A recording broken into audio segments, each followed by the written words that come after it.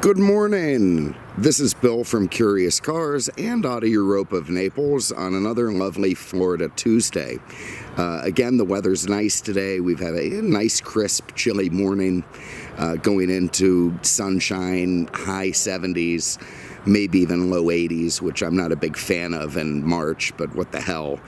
And otherwise, I can't complain. It's not hot. It's not humid. I am dealing with a little bit of condensation on the car, but not much. It's being accentuated by Dalton's incredibly crappy detail.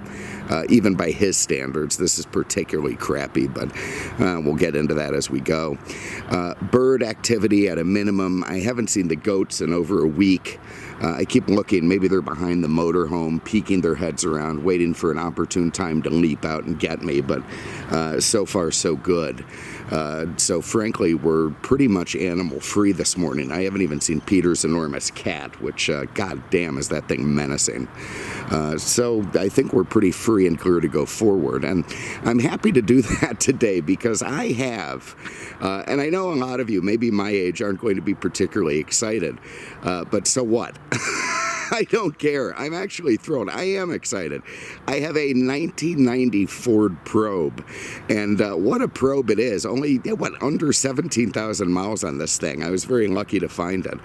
This is a first-generation Probe, and when I saw it, it brought back a flood of memories because, of course, this car, when I graduated high school in '89, this is a '90, so this was kind of in my heyday of being a kid, caring about cars, reading the automotive magazines, and being in tune with everything that was coming out from everybody. And I remember the Probe quite well. It wasn't at all on my mind till I saw this one, and then wow, a lot of the stuff came flooding back. And what's fascinating about the Probe is that it's a huge story. I mean, for such a, I don't know, by all intents and purposes, it's just kind of an anemic little economy car. God, that's a terrible detail. I can see all... Anyway, there's not, at first glance, there's not much to it that differentiates it from a lot of cars, but we'll get into why it is. It's an enormous story for Ford and for the general public and for a variety of different reasons. You have to go back, okay? So in the early 80s, late 70s, there was a big energy crisis, and Ford paid attention. Again, with the gas lines, the high prices, the V8s all becoming shadows of them for their former selves, emissions, that sort of thing. And they thought, okay, well, it's time to revolutionize our car lineup and change it from what it was, this antiquated thing, into something a lot more modern. And they got to work on creating, and here's where it gets kind of interesting, a front-drive Mustang. The Fox body Mustang at that stage in the early 80s was, of course, rear drive, V8 powered in GT form, and not a very advanced car, but even then beloved by Mustang enthusiasts. But they thought, okay, we're going to modernize the lineup. Let's get to work on something a little different. So they got one of their designers, a guy named Toshi Sato, and he was given the project to create a front drive Mustang. So he immediately got to work. By 1984, he finalized it. It was called the ST16, this car. That was their code name for it. And it started heading towards production. This is such a long and complex topic. It just isn't that simple. There's so many different things to cover. The Probe series of concept cars, the Probe 1, 2, 3, 4, and 5, they were all not really geared towards making this car. In fact, the Taurus is much more their ultimate conclusion. But, they were part of this car's design and part of Ford aerodynamicizing itself. There was a designer named, what the hell was his name? Don Kopka. He was the guy who made the '67 Mustang. Later on, he became kind of fascinated with aerodynamics, and in the late '70s, he came up with this idea to do some minor tweaking of the aerodynamic surfacing of some of the Ford lineup, and through his efforts, raised their corporate fuel mileage by almost 2 miles per gallon, which was a huge impact at the time and got noticed. It was essentially, the way he put it, it was $3 billion worth of results for a $10 million investment. And that elevated him in the Ford lineup, as you can imagine. And so they gave him free rein to sort of come up with a team to come up with more designs. He used a guy named Hugh Banson. This is a guy you may not have heard of. Hugh Banson, German guy, also a Ford stylist. He created the original 73 Mercury Capri in the United States, just the Ford Capri in Europe, a very successful car. And he was also fascinated by aerodynamics, so he sort of started on the designs and, got involved with the Probe 1, 2, 3, 4 concept cars.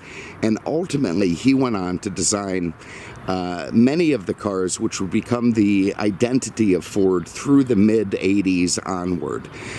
He created the Scorpio. That was entirely his own. He had a lot to do with the Ford Sierra, which was predicted to not do well and instead did fantastically well.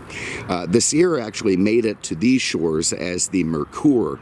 If you remember the Mercure Scorpio and the what I think is a very cool car, the Mercure XR4Ti. A really stupid name, frankly, but of course it sounded very European at the time. But he had a lot to do with that style. And that style came from, I want to say, the Ford Probe 3 concept, which was much more down to earth than the first one, a little less down to earth than the second one. And then they went crazy from there. The Ford Probe concepts were insane. In fact, I heard they hit the auction block in 2002, and some collector bought a bunch of those things. But anyway, that's an aside. So anyway, this guy Hugh, he developed what essentially became Ford products from the Taurus Sable and beyond, and had a huge impact on the way cars look and drive today. Love him or hate him. And anyway, so this guy, Toshi, back to the Japanese guy, is developing the front-drive Mustang. It's going to replace the Fox body Mustang. In 1987, maybe 88, I think 87, Auto Week magazine gets a hold of the whole concept, the Mustang, and they put a big front-page article out saying, here's the new Mustang GT. And on the front cover was a pretty good, 99% there, picture of the Ford Probe GT. And predictably, Ford purists, Mustang purists, went friggin' insane. They exploded. Mustang magazines prompted people to call and write Ford. Very, very big outcry over what people saw as an infringement on their constitutional right to rear drive V8 power and donuts in the Walmart parking lot. Enter a guy named Ken Dabrowski, interesting cat, and in fact there's a whole aside here with him. He lives in Naples, which I found out through a friend of mine, and friend is a very strong word when it comes to life. Life is more of my sort of my asshole buddy, but who knows things. But anyway, Ken Dabrowski owns this big parcel of land behind Life Shop, and apparently the homeless were having orgies every night on this big parcel of land. I'm not making this up. Drinking, giggling into the night. In the mornings, they were using some bathroom near him, and it started to offend him, so he started a letter-writing campaign to have the homeless removed from this place. I know it's all very heartless, but I get it. I don't necessarily want homeless encampments in my backyard either. They probably should find their way to some good shelters, of which we have plenty of in Naples. Problem with the shelters is they don't allow drinking. But anyway, so this guy Ken Dabrowski ended up clearing the land, getting the homeless out of there, and life was happy. But in the meantime, we found out that he was the chief of Ford's small car line in the 1980s. And on top of that, he was also a Mustang fan. When he figured out that they were replacing the Mustang with this car, the Probe, the ST16 concept car, he jumped into action, and he got a guy named John Coletti I know this is all very convoluted, but I promise it's heading somewhere. And John Coletti was chief engineer of small cars at Ford and a very big car enthusiast, big Mustang guy. Pretty much any SVO car has his signature on it. If you remember some of those cars, that was another car Banson was responsible for influencing, the SVO Mustang and, some of that stuff. But anyway, so Coletti decides that this will not stand, but Ford management is absolutely set on changing the probe into the GT, and they set up a skunk workshop, they call it, in an abandoned Montgomery Ward warehouse car service center outside of Dearborn. They assemble a team of dedicated Mustang guys who work after hours and into the night to create a Mustang under budget, to try to pitch it to Ford management to not get rid of the rear drive V8 powered Ford engine. They massage and tweak the Fox body, make it better and stronger and wider. Eventually they came up with 3 different designs, which they called the, you get ready for this, the Bruce Jenner, the Rambo, and the Arnold Schwarzenegger. Thank God they didn't pick the Bruce Jenner, because God knows what the car would have become. But they did pick the Arnold Schwarzenegger for its looks and for its brawn. And that car became the 1994 Mustang, which was never meant to be. But through their efforts and through the outcry of Ford purists, it was. But of course, Ford had invested a shitload of money in this probe project. I imagine little Toshi was pissed about all of this going on. He really must have been just livid. And of course, the whole team that wanted to aerodynamicize the Mustang and front drive it. And oh my God, it's all very convoluted. But anyway, Ford had made a big investment. It was going to be one of their first true global cars, sold not just in America, but all over the world. And they had collaborated with Mazda, who they'd purchased a stake of in the early 1980s. And they built the probe basically on the MX-6 platform, which was a very good platform.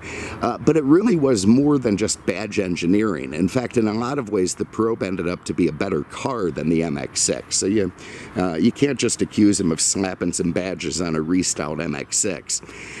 Anyway, they didn't want to get rid of all that. They even had an assembly plant going for it, so they came up with the idea of making the probe, and they said it was replacing the Ford EXP, which was this weird little forgotten now car that, when I'll show a picture of it, people may remember it. And it came out in late 88 as a 1989 model, and was actually an instant success. I mean, it sold very, very well. So well, in fact, that dealers found that the supply was well under what the demand was, and they were able to, sell cars at sticker or even add to it. In fact, that guy in Life we were talking about a minute ago, his brother bought a new probe, and I believe had to pay thousands over the sticker price to get it. So in '89, the probe was a hot commodity, and I think with good reason, and we'll get into that as we go. But anyway, instead of replacing the Mustang, it was now sold alongside the Mustang. Ford did not develop the Mustang further beyond 1987. It kind of inched along with minor bits of nothing revisions until it hit 93, the final year of the Fox body.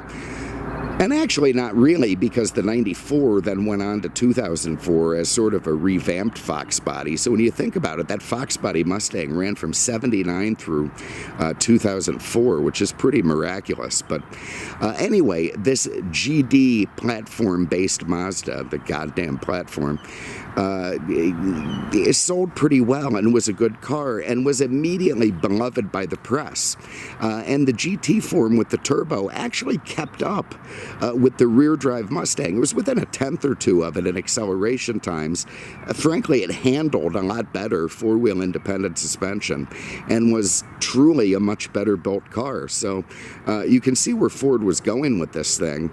And if it worked, it was, it parallels the 911 story a little bit. I mean, the 928, if you remember that car, was supposed to replace the 911. And Porsche purists went insane and kept the 911 going well past its intended life. And the same is true of the Mustang. That said, the Mustang has done quite well, the way Ford continued developing it, and in fact has become a global car. It's sold in like 160 countries now, something people may not realize. It just seems so American only. But in fact, you can go down to your local Ford dealer in Surrey and pick yourself up a new Mustang, and you know, many thousands do each year. So the Ford Mustang is considered one of the best-selling sports cars. In fact, I think the best-selling sports car in the world, and that would not have happened if the pro people had their way and this car had become the Mustang as intended. So anyway, sorry for all that long-winded crap. It is, and I mean, we're barely scratching the surface. I mean, absolutely barely. There's so much more to it than that. But anyway, they took the name from those concept cars of the late 70s and early 80s, which were frankly a pretty cool series of concept cars. If you've never looked them up, it's worth doing that. They were well ahead of their time, kind of fascinating and interesting to read about. But anyway, let's just get into this probe. So, you know, by today's standards, it looks fairly normal. I mean, it doesn't really leap out of the crowd. It could be any car. But by 1988 standards, this thing was a time machine. It looked like, you know, the DeLorean in Back to the Future. Very, very few cars had this level of aerodynamics, this level of modern design. Things were much more boxy and square, and you know, it really stood out in a crowd for good reason. Look at that giant wraparound rear window.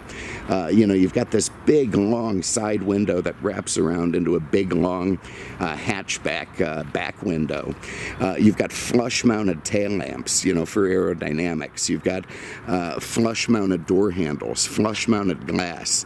All of this stuff was not really in vogue at the time, or, you know, certainly not being done the way that it was in this car. Audi was doing it, but, you know, not many other cars. And this thing was just a revelation, and it was very slippery, and it actually handled and performed very well. So, all right, let's just get into the trunk, and we're going to try to ignore how shitty the detail. You know, he looked at this car, oh, it's 17,000 miles, it's clean, I don't need to do anything. Yeah, of course not. Anyway, very good luggage room in the Ford Probe, as people pointed out at the time. You see I've got my bag of crap in there, and it's dwarfed. You could fit a lot more in. You had split folding rear seats to enlarge the cargo area. I like this cover here because it would work very nicely as sort of infant or toddler containment. You know, if you put your toddler back here, he's got a nice big playpen area to roll around, and this cover can gently go down on top of him to keep the noise down and the commotion to a minimum while you're driving and enjoying yourself up front. So kudos to Ford on that nice, hard, almost insulated tonneau cover. Absolutely love it. And there you go. Nice big area to put stuff. You know, because of the design, it has this high threshold, so you do have to lift your crap over the top of that. But yeah, you know, you can't have it all. And if they had put the taillights up into the hatch door, that thing would have become very heavy and, you know, needed a lot more strut power to keep going. Have a look under the hood. These flush handles. It's all very cool.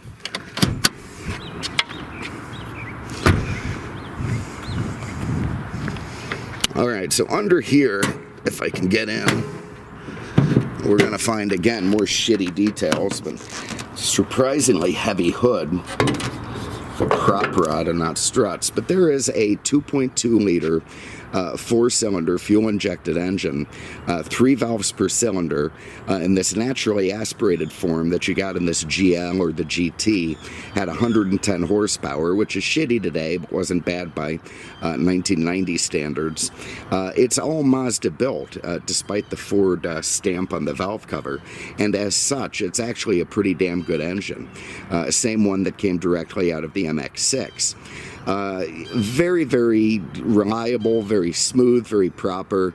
And it's what American car buyers were sort of buying at the time. They were envious of the Japanese technology and reliability and smoothness, but they still wanted an American car, and Ford thought it was going to deliver that with this, and to a large extent it did. Here's something interesting. The shock towers on this G platform are pretty high.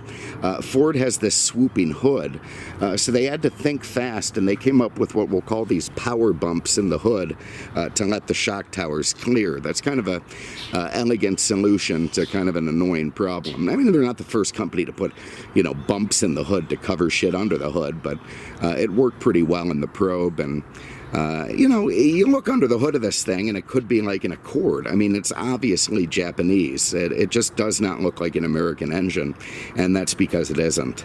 It's very much Mazda.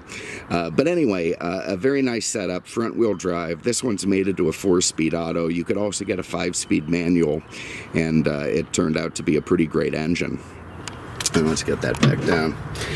Later on, there became other engine options. In 1990, in the LX platform, you could opt for a 3-liter Ford V6, the same one that was in the Taurus and the Sable. That had, I want to say, 140 horsepower, 5 less than the GT with this 2.2 turbo, and was, of course, torquey and smooth in the way V6s are. So that was kind of a nice feature. Interesting alloy wheels. This one being the base GL has front discs, rear drums, no anti-lock. And the GT at the time, you could get optional anti-lock brakes, but they did come with 4-wheel discs. You know, would I rather have had a GT to review? Yeah, probably. But, you know, unfortunately, there were no 16. There's a bird coming in right there. Is he scouting for others? I hear some in the trees over there. Go on now. Go on.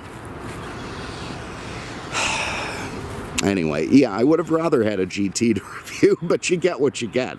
There's only so many 17,000 mile probes going around, and this one popped up. But anyway, there it is. So you see those rather interesting alloys with the strange, you know, simulated vented discs behind it. GL badging, swooping bodywork. Interesting the way the mirrors swoop into the fender there as part of their aerodynamics. There's no obvious C pillar or D pillar. It just sort of looks like glass that continues all the way around in a wraparound style. Looks nice, and again, pretty avant-garde at the time. You know, there's the rear alloys. It still has a power antenna, by the way, which looks really ungainly and weird when it's up. You don't expect it in these cars anymore. It's just, in fact, I'm going to put that up right now just for the hell of it so you can see what I'm talking about.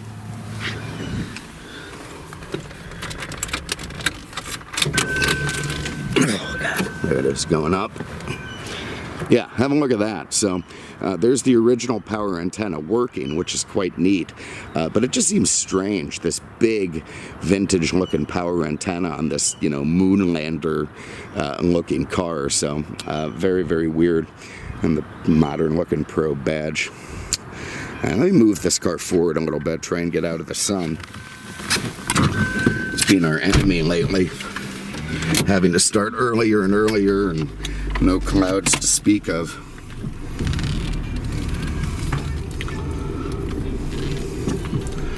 I'll go up to here. That's where I was yesterday, in front of these trees.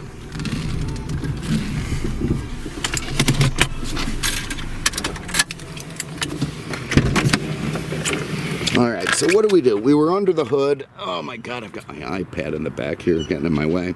And now I guess we'll get into the interior.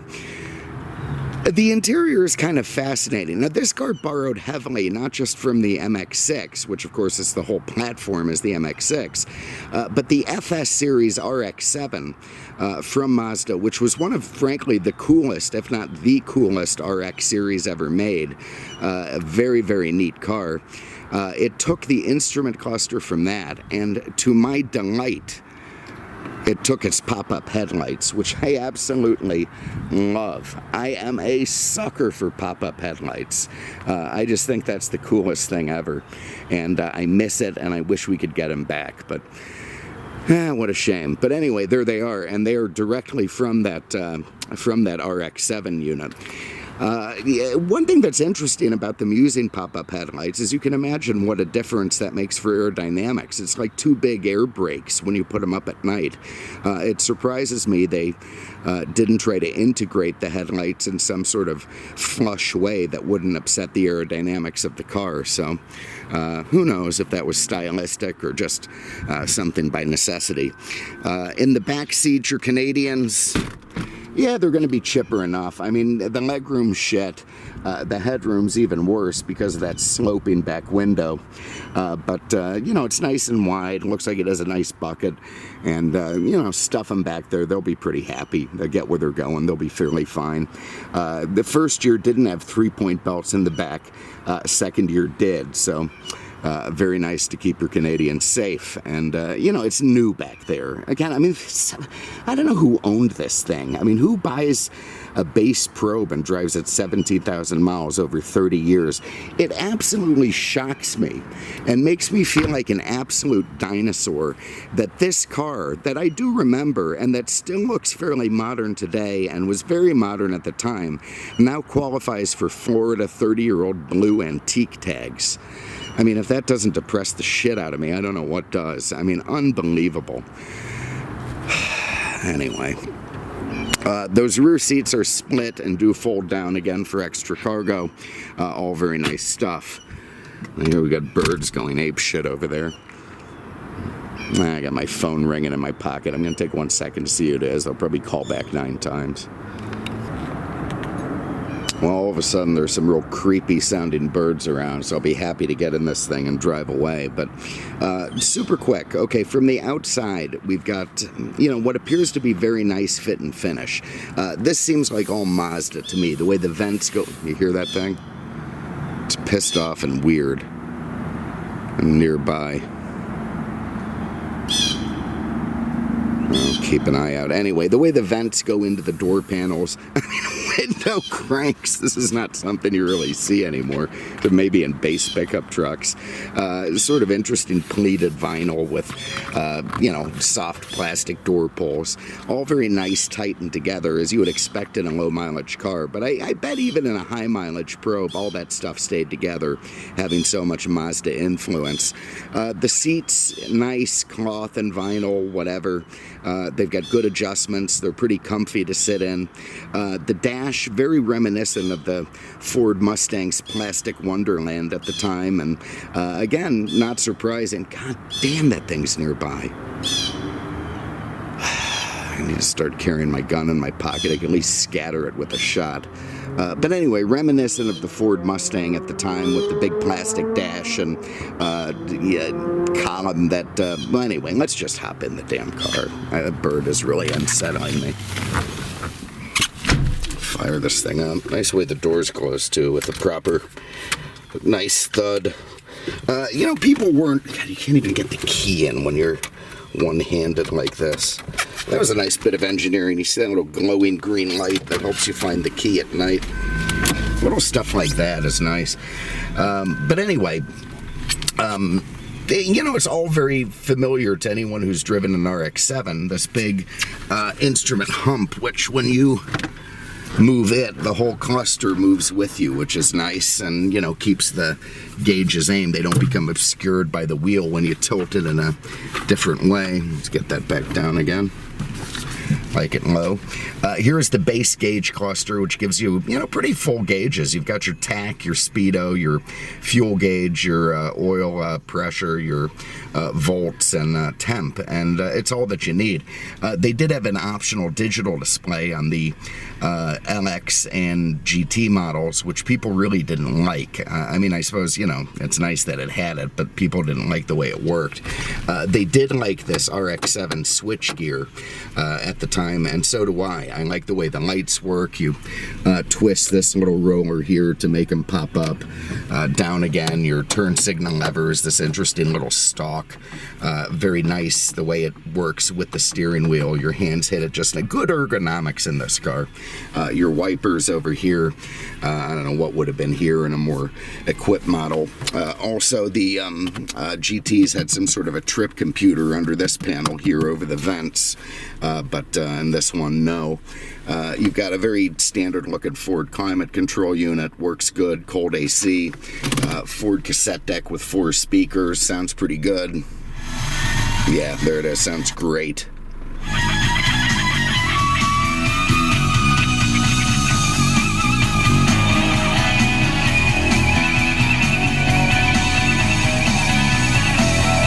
Yeah, anyway, there it is. You got a cassette deck. This could have been an optional CD player and a different trim level. You've got your ashtray here. Nice. You've got your big shifter unit here with a manual shift button that'll turn off the overdrive and let you hold out shifts. They could have had a ride control. The GTs, you could stiffen and loosen the ride with the switch there. Supposedly it worked good, but who knows. You do have power mirrors in this one, which I do believe is an option. Also a weird little vent here that you can use to aim at yourself. And then, of course, still that one on the side. In the glove box, you've got the original wheel lock thing. What the hell is this for? Elegant. It's in French. Emergency handle. The automatic belt. Oh, for these stupid automatic belts. I can't believe I haven't talked about them yet. In 1990, you had to have either an airbag or a passive restraint, meaning that, you know, if you do nothing, the car is still going to restrain you. A lot of car companies can, including Ferrari, by the way. The Testarossa in 1990 had this. This big track where the belt stays attached. It's reminiscent. The old Volkswagen Rabbits from the early 80s had the same shit. It just went into the doors, but so when you close it, it comes back and, you know, tries to choke the life out of you. But then here's the issue with that, is you have to put on the lap belt. And when you've already got your shoulder belt on, you don't really think about your lap belt. And I don't know how that works, but I have this feeling if you're in a head-on collision without your lap belt, your groin is going to go forward and impact on the steering wheel. And then your Mustang will become the Bruce Jenner model. So definitely make sure you get that lap belt on. But anyway, down here I've got a set of books and other records, which is fantastic that they saved. Get this crap out of here. Let's see. I love seeing all of this stuff with the car. I really, really do. Look at that, Ford's 1990 version of the Protecto plate. You know, this is all nice for collectability. I don't know if anyone wants to collect a Ford Probe. You know, theoretically it was an important car, but I suppose if, you know, you've got everything else in your Ford collection, well, why not add a 16,000 mile Ford Probe to the list? Can't hurt. It's not expensive. We do have a window sticker, which I love seeing, and I'm actually surprised at how expensive this car was. Okay, so here we go. 1990 Probe, 2-door hatchback, Ford. Keep in mind, this is the base model. This is the GL, which has a base price of $11,470, and by the time they're done, you get up to $14,689. That includes the alloy wheels, the stereo cassette, air conditioning. Looks like that was pretty expensive. So is the auto overdrive transmission, and the preferred equipment package with tilt wheel and tinted glass, steering column cluster, whatever. There's all the standard equipment, and the fuel mileage was again fantastic. I mean, you know, joke as you will, and the whole Ford Mustang Probe thing, they were replacing the Mustang with what was a pretty good car. And I mean, again, with the GT turning in pretty quick performance times, You really have to say they weren't completely out of their minds. I mean, the only thing that was missing was V8 power, rear drive, and donuts in the Walmart parking lot. As I read somewhere, a guy who does this international race of lemons, if you know that series, kind of a fascinating thing. The Ford Probes actually get around the racetrack, no matter what style, GT, normally Asper, whatever, kind of a lot faster than the Fox body Mustangs do in stock form. So the cars do handle well, and that's what Motor Week, they did a few reviews of these at the time because they were hot cars. They were very impressed with the acceleration and the handling of the Ford Probe, and found it to be world class. Car and Driver put it on its 10 best list. It was very much heralded by the automotive community at the time, despite being despised by whoever the hell it was. Mustang purists. Here's the original bill of sale for the car. Fascinating, again, nice bit of history, all kinds of paperwork that comes with it. I don't know what half this crap is, but it's nice that it's all still with the car, and I'll take photos of it for the photo set. Also, all your owner's manual, owner's guide, and I don't know what's in this little fake leather thing. Tire maintenance warranties, anyway, all the nice original equipment books and stuff that comes with the car, and it's very nice to see that all of that is still there. And with it, I've got a bag floating around. Up top, what you'd expect, sun visors, interesting looking overhead light. You've got a powder your nose cocaine mirror from the 80s. You've got a very standard looking rear view mirror, although it does stick out on an interesting big stalk there to get it forward from the slope back windshield. And there it is. So let's go for a drive. Still manual shift. And here's another thing that was interesting to me is I had not driven a Probe back in the 90s. A friend of mine had one. I didn't really drive it. I didn't know much about it.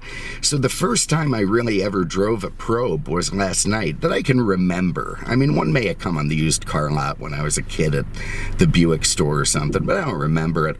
But this was the first conscious time I drove one, and I'm lucky enough to be driving one that's essentially new, so I get to feel the way that it did back then. I mean, nothing's worn out on this car, and might as well be a new car, despite being 31 years old. And man, this car drives nice.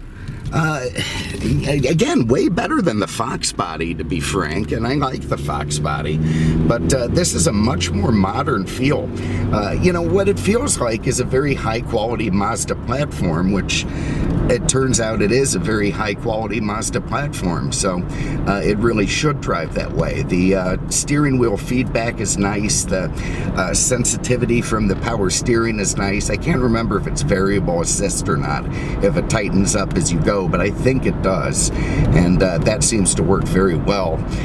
The shifts are kind of imperceptible. I mean, it's shifting, but it shifts smooth. The handling, very responsive. The GL wasn't sprung as stiffly as the GT, so you do get some body roll. God, look at Dalton's crappy windshield. I swear to God, not a day goes by that I don't want to pummel him, but supposedly he's leaving in June to go to Tennessee. I'm going to admit this secretly to you now. I will miss him to a certain extent, but the way you get used to having, like, let's say you end up with some sort of a retarded dog with 3 legs and no brain and 1 eye, and it just becomes part of the family because it's there. What was it in that Silence of the Lambs thing? You covet what you see every day. So you see this little screwed up dog every day. Eventually your heart goes out to it, and when it goes away, you're going to miss it. And I feel something similar for Dalton. If he does go away in June, I'm going to spend minutes missing him. This guy's going to be pissed we're leaving out here, but what the hell. So anyway, there you feel that acceleration. 10 seconds to 60 in this model. But again, by the standards of the time, it wasn't bad. It was like 7 seconds plus in the Probe GT with a quarter mile in the 15s. This thing had a quarter mile in the 17s and just wasn't all that slow. Very comparable to other cars at the time. You've got that sloping hood line design with the little power bumps and the center power hump. The steering, responsive, nice, tight. The brakes, despite being rear drum, have a good feel to them with very little fade and good stopping power. Yeah, there's no squeaks or rattles. Everything feels nice, tight, and together the way it should on a well-built Japanese car, even if it's wearing a blue oval. And all in all, I can see why people like these things. They drove nice. They're really a nice driving, solid, reliable, dependable car. The reason they failed, the reason the Probe failed, so here's the story of the Probe. It was built in this form for model year 89, I want to say to 92. Then in 93, the second gen came out, which was maybe a little bit more current styling, not quite as avant-garde and, you know, looked nice, and they made that through 97. They were going to make a third generation Probe, but that got the kibosh, and it became the Mercury Cougar, actually, although the Probe was supposed to be succeeded by this horrible little car called the ZX2, an Escort-looking ZX2. Maybe some people liked it. But this car, the Probe, when it didn't compete with the Camaro and the Firebird as a Mustang, although in a way it did, because, you know, people who might have bought one of those might have also bought one of these. But when it didn't do that, it then got itself thrown into the mix with the Acura Integra, the Honda Accord Coupe, the Plymouth Laser, whatever the hell that thing was, the Eclipse version, Mitsubishi Eclipse, Dodge version of that, and a whole plethora of other really good two-door coupes at the time that were smaller and sportier and more high revving, which is what sport coupe buyers of the time wanted. Otherwise, you could say it's going into the personal luxury market, like with those GM10 cars, the Regal and the Oldsmobile Cutlass and that sort of thing, which was a dying genre. You know, people wanted SUVs more by the time the 90s were rolling on, little SUVs and whatever else they'd be driving. In Europe, again, people like the hot hatch. This was not a hot hatch. Even in the GT form, it's kind of a big, heavy car. Doesn't turn 8,000 RPM and really couldn't compete with, you know, some of the high-end, you know, Citroen. I shouldn't say high-end because they're base models, but with real fancy engines and sporty, rally-looking things, it didn't fit in. So it was a car that tried to please everybody and ended up pleasing nobody at all, or very few people. It did a lot of things good, but it didn't focus in on any one genre great. So Mustang guys are going to hate it. No V8 power, no rear drive. Hot hatch guys are going to hate it because it's too big and heavy. SUV people are not going to like it because it's not big enough. It just was a victim of marketing and product placement.